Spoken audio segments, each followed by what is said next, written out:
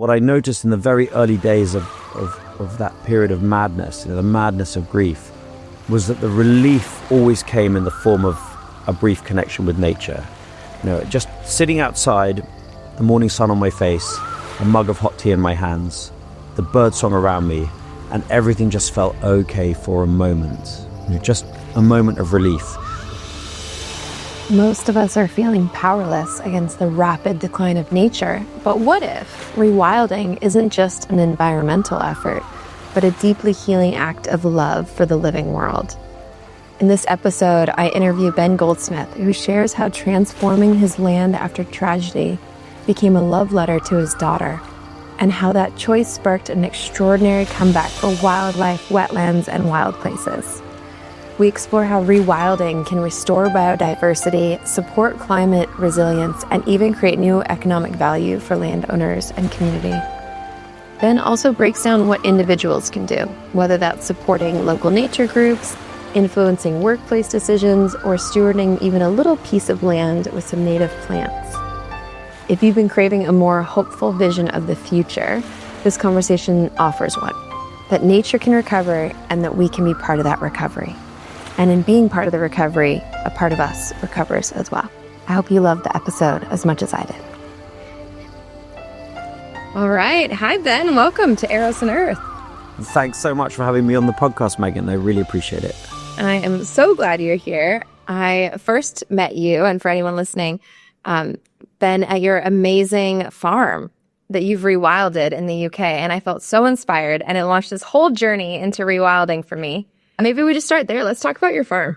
It makes my day to hear that. So it was my dream growing up in West London that one day I would have a piece of land on which I could encourage a lot of wildlife, a lot of nature, because that was really my fascination. Like if you turned up at my house when I was a kid, 4 years old, 6 years old, 10 years old, in the back garden, I was digging out ponds and I was putting up bird boxes, and I knew the names of the wildflowers, and I knew the woods, 100 acres of woods alongside where I grew up, like the back of my hand. I have an older brother who's 6 years older than me, Zach, who's also spent his life working on environmental issues.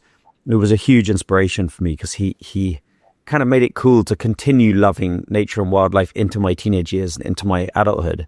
But we lost our dad pretty young. I was 16. He was 22, my brother. And so I inherited some money. I got married very young. I married my first girlfriend, Kate. She was 18, I was 20 when we met, and we were married within 2 years, 3 children within 4 years of that. And we were able to buy a farm in South Somerset, the one you visited, Canwood Farm. And my recollections from childhood of the English countryside was of a place without much nature in it. We had an aunt who lived in Dorset, who I loved very much, and we'd pile into the car and drive for hours. And I remember thinking there isn't much wildlife here, like a few crows and like these very neatly cropped hedges and suspiciously electric green fields all around. And I maybe I wasn't looking hard enough, but compared with the riot of nature around me in West London, in the suburbs where there was no farming, so kind of rough woodland and 3,000 acres of acid grassland and scrub and Richmond Park and ponds, and there was just a lot of nature in where I grew up in the suburbs. The countryside was always disappointing to me. And so I arrived at this place in my mid-20s with 3 small kids and a wife, and it's incredibly beautiful. You saw Canwood. It's a pretty house on the top of a little elevation in a landscape that has been historically known as Selwood Forest. So it was one of the great royal hunting forests. It's kind of sandwiched between the chalk downland of Salisbury Plain, the Greater Stonehenge landscape, which is a kind of upland, would have been a sort of extraordinary Mesolithic grassland. Chalk would have been a light dusting of scrub, but basically an open landscape. And still pretty wild. Most of it belongs to the Ministry of Defence. And that's to the east, and to the west, you've got Somerset Levels, the great wetland, or formerly the great wetland known as Avalon, the birthplace of England. Glastonbury. Glastonbury's known as Glastonbury because it's the Isle of Glass, because the landscape would have flooded every winter and would have been a great shimmering inland freshwater sea. And that there's a place that has been desecrated and engineered beyond recognition, because taxpayers spend a fortune every year on fossil fuels to pump the water out of the wetland to create some pretty low quality farmland. So that's a very exciting rewilding story in and of itself to the west of me.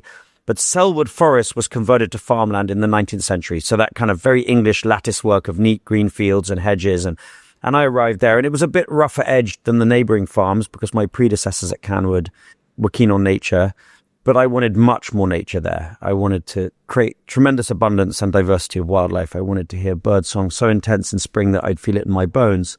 But when you buy a piece of land in England, especially if you're an outsider, and I was definitely an outsider coming from West London, but even worse if I was a foreigner, even worse if I was a woman, you get the local guys, the neighboring farmers, the land agent with his red trousers. They come around and really the accepted morality and wisdom is you will farm this land. We'll farm here, of course, because every square inch of England must be farmed.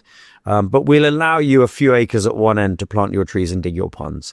And I didn't really know any different. So I sort of did that. We had 50 sheep and 50 cows and endless reams of barbed wire and hedges. And the hedges were allowed to get fluffier and fatter. And I did have my one end of the farm for trees and ponds. And that's where I spent all my time with my kids growing up, at that one end of the farm.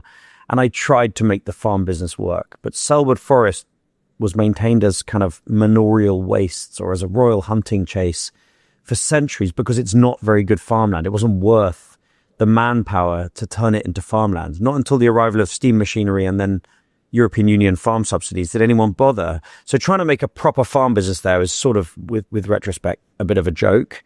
But I did what I was told until 2019, when we suffered the calamity of the loss of my daughter Iris, which we talked about on your visit. And my daughter was 15 and a half and loved nature and spent all her time around those rough edges of our farm on her pony with her friends. Lived at the farm next door, the Dreamers farm, a little gang of 7 kids, mine and theirs. They were feral in the woods and we suffered this disaster. And I just decided I will rewild the whole farm and make it how she would have loved it, a sort of love letter to her, really. And as a result, we're now living in this increasingly wild place with little pockets of dog rose and crabapple and hawthorn and blackthorn scrub coming up through the fields, and the hedges billowing out. They're kind of like linear islands of scrub now, and wildflowers everywhere. And we've got hockey stick increases in abundance of songbirds, an 800% increase in yellowhammers, I was told, according to the latest survey, which is just one songbird that is common in Somerset now, increasingly common in Somerset now with all the rewilding that's happening everywhere. And enormous increases amphibians. We've got beavers back and wild boar, and natural processes are playing out across quite a large area because we're now 7 neighbors all rewilding. So this is my dream come true, to be in this landscape, participating in the rewilding and nature restoration that's unfolding. But it took a certain amount of courage to do that because, or recklessness, because it's for a long time been not the done thing in England. Yeah, I can imagine. What a story. Ben, this is the 3rd time I've heard your story, and every time I get tears in my eyes because the way you put it is you rewilded this estate as a love letter to your daughter, and how loving that is. And I think about you as a little kid who loved nature and your daughter who loved nature, and I feel like there's something really innate in that love of nature. Yeah, I remember when I was young, on occasion, I remember one dinner or lunch that my mum hosted, and sitting next to a friend of hers, and she said to me, "Oh, you're Ben. You're the one that loves nature." And I remember thinking at the time, even then, this isn't stamp collecting. This is not a hobby. This is bigger. I was my love and my fascination for all things wild was bigger than a hobby, but it took the calamity of deep grief. Anyone who's lost someone close to them, we all go through dark times in life, and anyone who's lost, especially losing a child, will know the darkness that descends, like an impenetrable darkness. And I think in that darkness, some kind of a third eye opens. That's the best way I can put it. On a more practical level, what I noticed in the very early days of that period of madness, the madness of grief, was that the relief always came in the form of a brief connection with nature. Just sitting outside, the morning sun on my face, a mug of hot tea in my hands, the birdsong around me, and everything just felt okay for a moment. Just a moment of relief. And I figured out that swimming in the pond on the bend of a river just down from my house, I think we walked past there together. There's a little wooden pontoon. The water is deep. It's got big shallow banks, but it's a pretty wild pond, and the river flows in one end and out the other. It's a little stream. And the pond is quite big. I dug it out 10 years ago. jumping into that water and curling into a little ball, I sort of found tremendous refuge in that pond. And then I would, until I couldn't hold my breath any longer, would pop out into the light, and the sort of shafts of sunlight through the canopy of the trees above my head, and the little humming and thrumming of dragonflies and little swallows and house martins skitting on the top of the water to drink, and just innumerable interactions between species all humming benevolently all around me. I felt genuinely held by nature. I really, it was the key to surviving this terribly dark time, was feeling close to nature. And I found a whole new level of connection, or I understood why I had this love all my life for the natural world. It was almost like a preparation. It's from that place that huge enthusiasm for restoring as much nature around us as possible stems. That's why I go down whenever the opportunity presents itself to a neighbor's farm, or when someone buys a bit of land nearby, and I do all I can gently to encourage them to have more nature on their land, or to even throw the whole thing open and rewild it. The removing of fences, when we pulled the fences out at Canwood, when we made the decision to just go for it and turn this place into a kind of wild place, we had diggers out there, a small digger, and we just pulled like spaghetti the barbed wire out and piled it up. And there was something very symbolic about pulling that first fence out. And then behind that fence was the previous fence. And behind that was the kind of granddaddy fence that was rotting away. They never take these fences out in England. So pulling all these fences out and opening up that landscape, breaking the field drains, filling in the ditches, and letting the water behave across the land how it wants to behave, pooling and eddying and creating new little streams and things. This was just pure magic. And I think liberating nature from those shackles was a deeply healing and rewarding thing for me, and was the first thing I did in the aftermath of this catastrophe of losing my oldest daughter, that gave me any sense of purpose and in time joy was that. Oh, it's so moving when I hear that. And I swam in that pond with you, so I can picture it and feel the water with you. And what do you think it is about rewilding the land that has been so healing for you? Because I feel it too, but I'm like, how would we describe that? Like, what is it? I think it's a childlike excitement to see nature rebound. I think there's something childlike. Like I want to be surrounded by life, and life interacting with itself. I want to see what happens when natural processes are allowed to unfold around me. Abundance. And it's not just diversity. There's huge excitement when you see new species, but there's even more excitement when you see great abundance. When beavers moved into our farm, a species which is now happily recolonizing England from the south up, after 500 years of extinction here, they flooded the valley. They created what looked like a string of Japanese rice terraces or something, like these beautiful little wicker dams along the bottom of the valley, which then accumulate water behind them, and they dig canals out sideways. So of course the frogs have found the most unbelievable habitat. The abundance of small frogs is so great around that beaver wetland during a couple of weeks in June when they're metamorphosizing from tadpoles to frogs that you barely can walk there because they're just a carpet of them. That kind of abundance. Or starlings. There's so many starlings in winter coming to feast on all the little seeds from the thistles, and we don't tidy anything up. The place is wild, so the thistles and the docks and all these things that everyone else calls weeds, they're full of seeds for these large flocks of starlings, large flocks of mixed finches to come and feast on. So you go out on a bleak winter's day at my place, and there are so many birds, it's like a genie in the sky, that kind of shapeshifts above your head, like a huge flock of starlings, a murmuration they call it. I think abundance is what has always got me very excited, and I think gets all of us excited. I met a Canadian guy for breakfast this morning, and he was describing to me the abundance of snow geese flying over his homestead in eastern Canada. And you're talking, tens of thousands, if not hundreds of thousands of snow geese. And that gets our heart racing because it just shows that we're not alone in this world, that it's alive.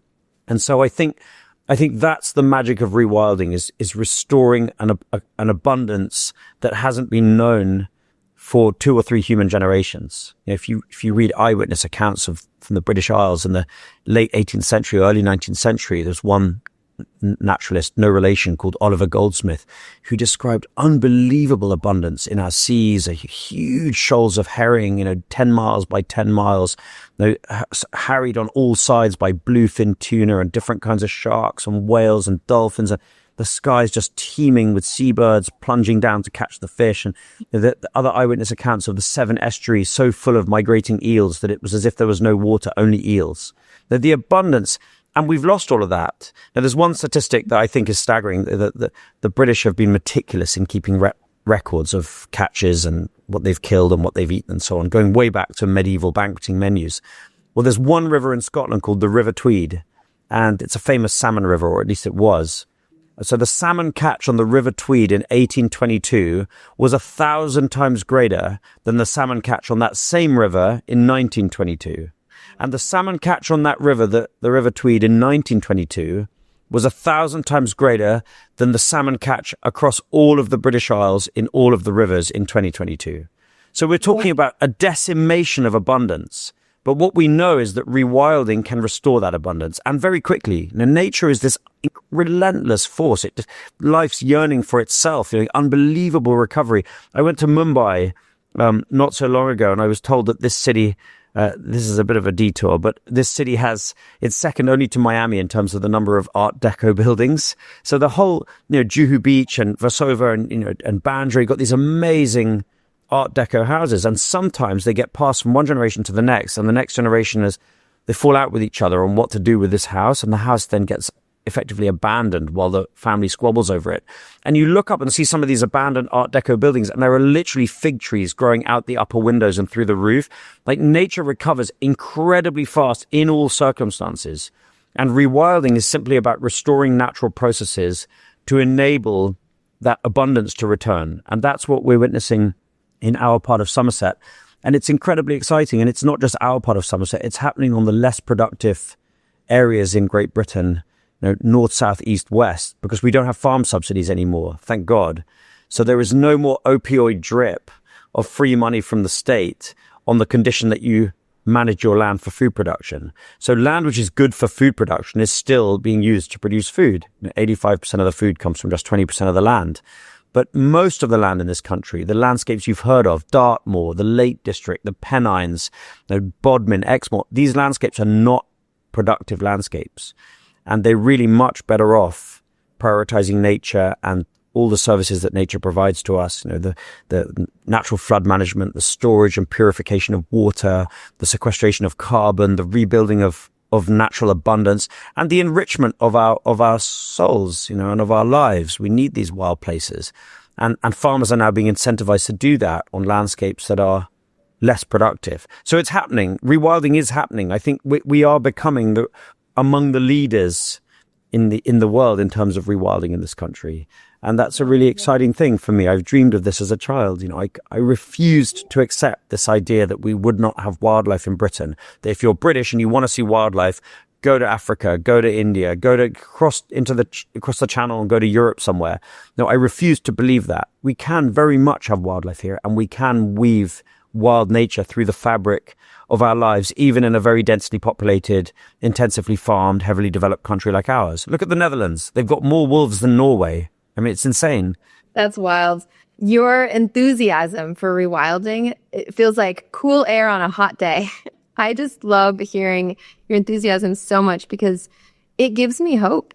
When you're talking about the abundance of nature and how you've had this immense return of species, it feels like rewilding to me is this tangible way to give love to the earth. There's so many, the meta crisis, there's so many, the problems are so complex, but rewilding feels like a no-brainer that feels good when I hear you describe it. And then I know there's a lot of complexity in it. Like, how do you make it financially viable? How do you get the people around you excited about it? I'm sure there's challenges too, but. Couldn't agree more. I think rewilding offers a positive, optimistic vision. I think the environmental movement, but by definition, has been telling us for years that they have a nightmare, that we have a nightmare, and we do have a nightmare, the nightmare of climate catastrophe, the nightmare of large scale ecosystem breakdown. These are the nightmare of oceans filled with plastic. We've got to stop the nightmare from unfolding, and thankfully increasing numbers of people are engaged in stopping those nightmares from unfolding. But in terms of an engagement strategy, offering people a vision of something far better than that which they've known in their lifetime so far is way more appealing. To go into a university or into a school and stand up in front of a large number of young people and tell them about the nightmare they face unless is far less appealing than standing up and saying, hey, look, what we've lost is beyond our comprehension, but we can have it back, and quickly if we want. We can restore nature at scale, and it's happening. Look at some of these international projects. In Kazakhstan, there's one project called the Altyn Dala, which stands for Golden Steppe.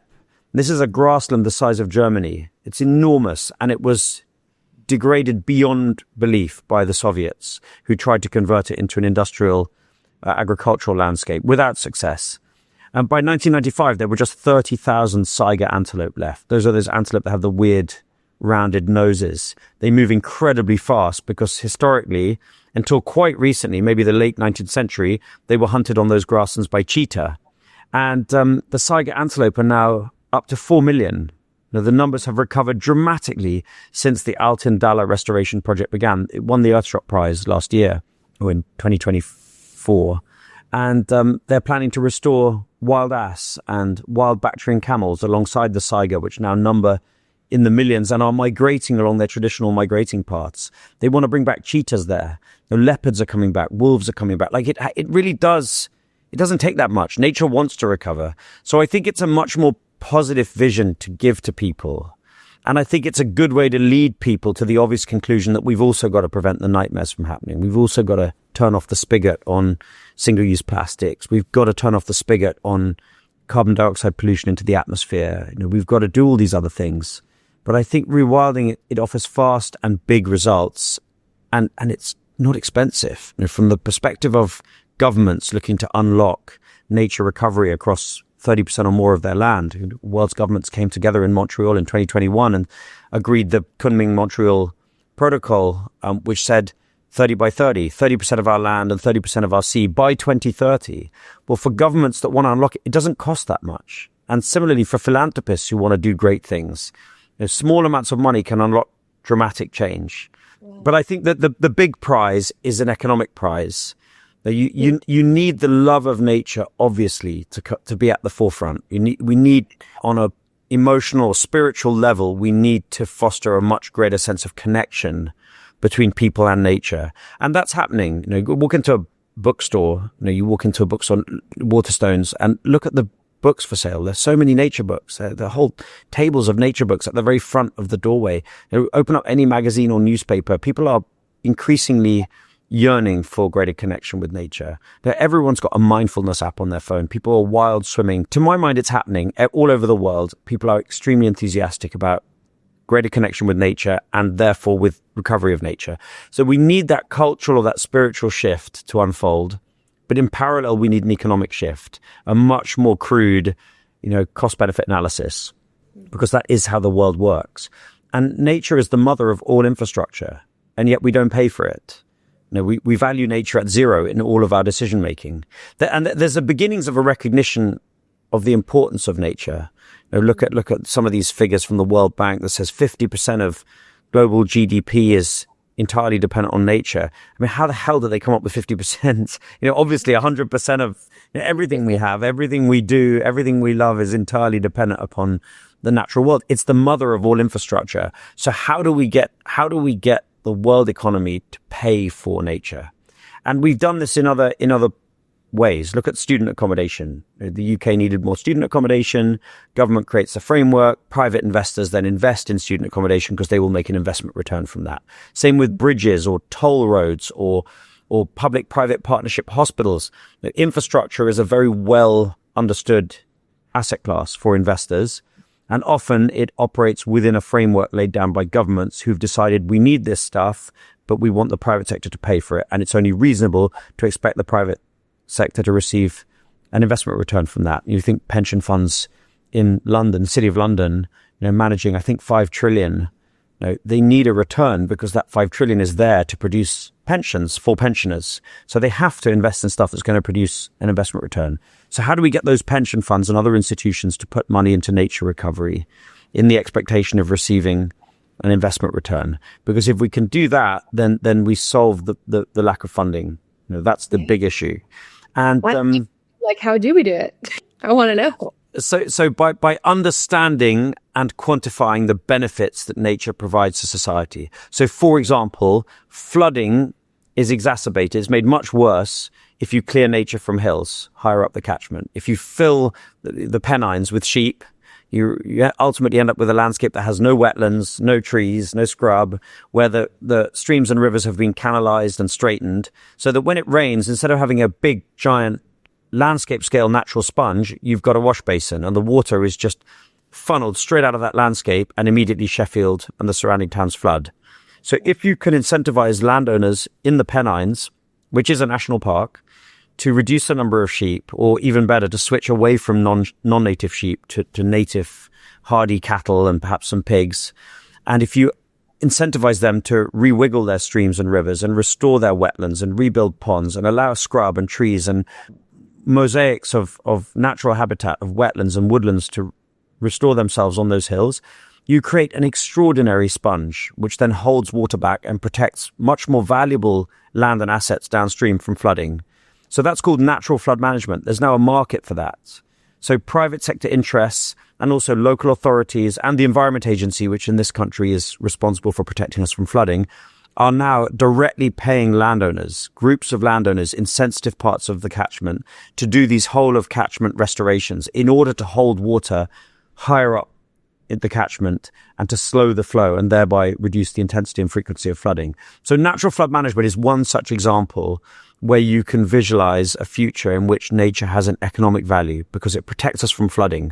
And of course, while it's protecting us from flooding, it's storing water and purifying that water. So much cleaner water is coming more steadily through the catchment, which is then available for the water companies to pump through our taps in our homes or what have you.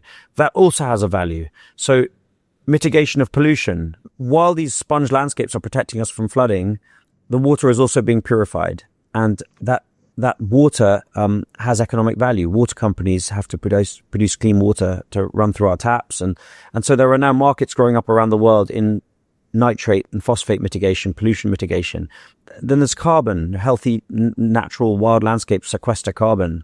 There's biodiversity markets. There's a whole stream of different markets which recognize the value of nature. And so the buzzword in British land ownership circles is stacking. What revenues can you stack on a piece of land? You've got a piece of land, with your neighbors, you run a piece of land, and you're going to produce a little bit of beef from some native cattle, some food revenues, but probably not much. Then you might have some natural flood management revenues, and you might have some carbon revenues, and then some of you may do some eco or agro-tourism and open a little rest house or a B&B or something. And suddenly you've got multiple revenue streams. So nature recovery is the surest and probably the only pathway to social and economic resilience in some of these less productive landscapes, which is also a very important thing. The farming communities in these landscapes they're the soul and the backbone of society. The local school, the local pub, the post office. You don't want the farmers to abandon the land. You want them there with a few cattle, but fundamentally being paid for stewarding these very, very sensitive and important landscapes. So I think this is something that is happening. And in America, there's a firm called Ecosystem Investment Partners that I came across. And they're running several $1 billion now for investors and generating returns, restoring nature at scale. So it seems to be happening. Yes. Wow. So much here to dive into. I mean, the first thing he talks about is the emotional, spiritual connection with nature and how much we need that, right? And it's innate to us. And then we also live inside of this capitalist system that has incentives. And so how do we align the incentive structures so that we protect nature? I mean, those are both such great questions. I'm so curious. Which one do we go down? I think what I'm sitting with right now is someone listening to this, I can imagine feeling really motivated by this movement, right? This rewilding movement. What can they do to be a part of it? How can they, if maybe people don't have a big estate, but what could they do? I'm yet to come across someone working in any field, in any job, who doesn't, if you look at it, have the potential to change the world for the better through what they do day to day. You work for a company, you can work on that company to start taking their nature footprint seriously, investing in nature, in their supply chain, in the real estate that they own, and whatever it might be. There's always a way. If you're involved in procurement, looking at the way you spend your money. If you're working for an organization that buys large amounts of grain or meat or fruit, where are they getting that from? Can they buy that from suppliers who are more nature conscious in the way that they produce that food. You can do that with almost any employment type. So I think it's possible through your work to engage more consciously in this generation restoration, as the UN's been calling it, to this movement to restore nature at scale. But I think also the most powerful thing that anyone can do is to join a local or national or international nature group. Most people aren't members of these groups, and yet on the front lines everywhere, it's local nature groups who are fighting against the nightmare from unfolding, the destruction of remaining nature, and they're also leading efforts to restore nature. So in my neck of the woods, Somerset Wildlife Trust is incredibly important. There's another group called Somerset Wildlands, which is involved in re-wetting and restoring the Somerset levels piece by piece.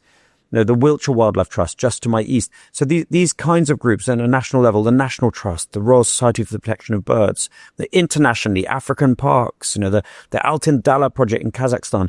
These projects, even the seemingly big ones, are operating in comparative terms on a shoestring budget, given the scale of the challenges that we've got. So yes, there's huge leverage. It doesn't cost a huge amount to restore nature. You can unleash tremendous cascading change and benefit from relatively small interventions, but someone's got to pay for those. And so being a member at £5 a month or £500 a month or 5,000, whatever you can afford, at whatever level, being a member of a nature group, I think is really, really important. And being mindful in how you spend your money and in how you vote. So I'm not saying to be puritanical, going to the shops and being puritanical about what you buy is just unrealistic, but just being gently mindful about the products you're buying and what impact they might have had on the natural world, and leaning towards those which have a positive impact, regeneratively produced food or cruelty-free, this kind of stuff. And in terms of how you vote, that's also really important. I think that there are nature-conscious and nature-loving candidates across the political spectrum from right to left. It's not a right-left thing. There's an exciting movement growing up in the US now called Nature is Nonpartisan. So whichever way you vote, just engaging with candidates on nature. Do you care about this like I do? I'm a conservative, or I'm a socialist, or I'm this, I'm that, and I buy into your overarching message, but where's the nature story? Ask the question, write the letter, and vote against those who have a destructive set of ideas, and vote for the ones that lean towards nature restoration. So I think that's it. I think it's joining up, in the movement as a kind of active participant, as a volunteer, as a donor. I think it's being mindful how you spend your money and mindful how you vote. And finally, anyone who does have access to a bit of land in one way or another, maybe a director or a trustee or an employee of an organization that owns land, or maybe your family has a piece of land somewhere, maybe you have a back garden, just favoring native vegetation and trying to allow nature to the maximum possible extent to express itself in the space that you steward. I think that is the most important. I have some lovely neighbors here in London who I'm friends with who've come into a farmhouse with just 5 acres out in the West Country, and the neighbor runs sheep on it. And it's about as interesting as tarmac for nature right now. It's just overgrazed by sheep and the hedge is clipped to within an inch of its life. They simply don't know what nature is. They don't know what to do with this 5 acres. And they're afraid of saying, look, I don't want the sheep there anymore. We want to create an oasis of nature in what is basically an agricultural desert. Those neighbors could have a tremendous impact with their 5 acres. They could create a 5-acre nature paradise, like a little wellspring of natural abundance in a part of England that doesn't have much nature, in the Cotswolds. So I think getting your hands on a little bit of land one way or the other, through your employment or through your family or whatever, or maybe even kind of moving out of the city. There are lots of people doing this now that come to a point where they sell their city dwelling and they're lucky enough to have a house of their own or savings, whatever, and they then move out of town and get their hands on a few acres. That is really the ultimate privilege in life, is to have a little bit of land in which to allow nature to come roaring back. That is great. That is so tangible and so helpful. And the idea of joining a nature group, even though I love nature, that actually hadn't occurred to me. So that's really helpful. Yeah, because sometimes I think the actions can feel so individual, right? Like, only buy organic, only buy this. But I think your perspective is like, we're part of a collective, and if you join in these groups, they're already doing great work. So yeah, exactly. Empower those who are devoting their whole lives to this. That's a huge opportunity, because there are people everywhere who are completely devoted to this cause. the people working on individual species or particular landscapes or trying to solve particular problems. And typically they do that on fumes. So if you can support them, with a little bit of money, even better, with a little bit of time, with opening up connections, whatever it might be, there's always ways in which anyone can help any group. That really does make the difference. I feel like that's a really hopeful, amazing note for us to leave the listeners on. I also want to say to anyone listening, Ben Goldsmith has an amazing podcast, Rewilding the World. So definitely check it out if you're listening. I think you'll love it. You have so many different episodes, especially on financing and some of the more technical stories around rewilding. They're awesome. Thank you so much, Megan. You're really, really kind to have me on the podcast. And thank you so much for telling people about my Rewilding the World podcast. It's meant to be a kind of dose of optimism every couple of weeks. Mostly I have people who are unlocking change in one way or another. Yeah. Well, and when I listen to the podcast, it reminds me that we're part of the same wave, that's trying to, for generation restoration. Exactly. Thank you, Megan. All right. Take care. I hope this episode touched you. If you loved it, share it with a friend or family member, or you can leave a review to help get the word out. Thank you. Until next time, root down, open up. Eros Earth.